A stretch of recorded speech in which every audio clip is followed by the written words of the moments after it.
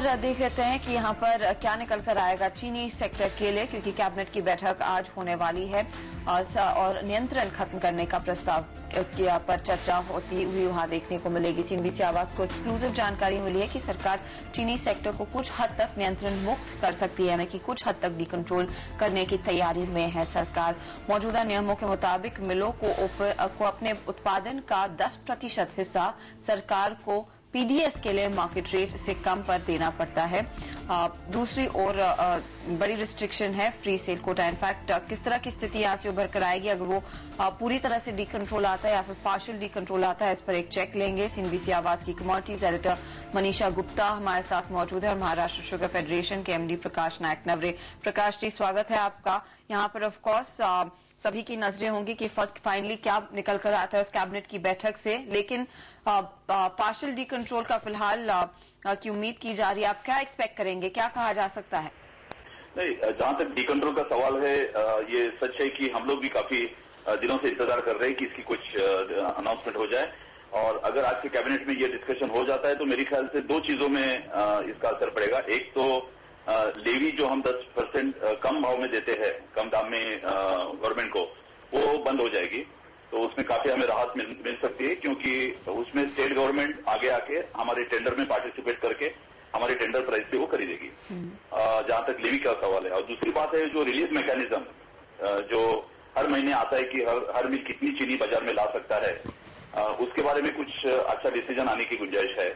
Decision दो तरीके के हो सकते हैं मेरे ख्याल से। एक तो ये पूरी की पूरी निकल जाएगी और 1 महीने के बजाय 6 महीने का हमें वो कोटा देंगे, ताकि वो विदिन 6 मंथ हर चीनी मिल अपने अपने हिसाब से उसको बेच पाएगी। जी प्रकाश जी, ऑफकोर्स एक्सपेक्टेशंस वो दोनों ही तरीके की बाजार में हैं और इस वक्त जिस तरह से हम फ्यूचर्स में देख रहे हैं कुछ मुनाफा वसूली है, स्पॉट मार्केट्स में बहुत ज्यादा ट्रेड अभी तक रिपोर्ट नहीं किए गए हैं, तो बाजार कैसे रिएक्ट करेगा जब ये दोनों ही फैसले आ जाएंगे? तो आपको क्या लगता है प्राइसेस कहाँ मूव करेंगे?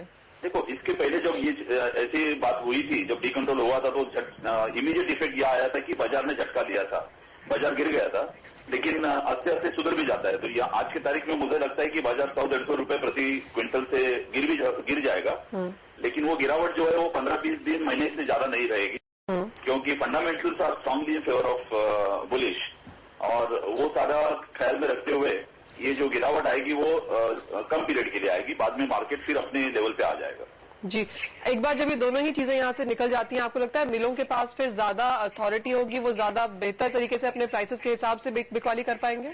बिल्कुल। तो इन दैट केस आपको लगता है प्राइसेस की ऊपर जाने की एक्सपेक्टेशन ज्यादा है?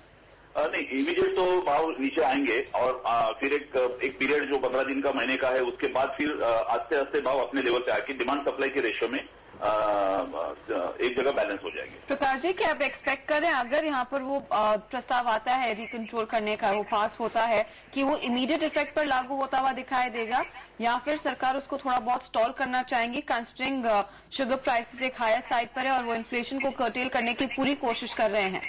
नहीं, ऐसा है ना कि ये डिसीजन अगर समझो आज कैबिनेट ने लिया तो उसका इफेक्ट तो 1 अक्टूबर से होगा। लेकिन जो announcement itself is enough for the market to take reaction, यानी उसका इफेक्ट भला वो 1 अक्टूबर से लगेगी, लेकिन उसका जो मार्केट रिएक्शन है वो ये तुरंत आ सकता है। प्रकाश जी, एक फाइनल वर्ड आपसे, क्या आपको लेवल नजर आते हैं फिर इसके साल के एंड तक जो चीनी के प्राइसेस में? नहीं, आज की तारीख में तो प्राइसेस में काफी तेजी है, एम और एस में, और डीकंट्रोल के अनाउंसमेंट से शायद 100-150 रुपए कम हो गए, लेकिन फिर दोबारा इसी लेवल पे प्राइसेस तय हो जाएंगे फ्यूचर में आगे चल के।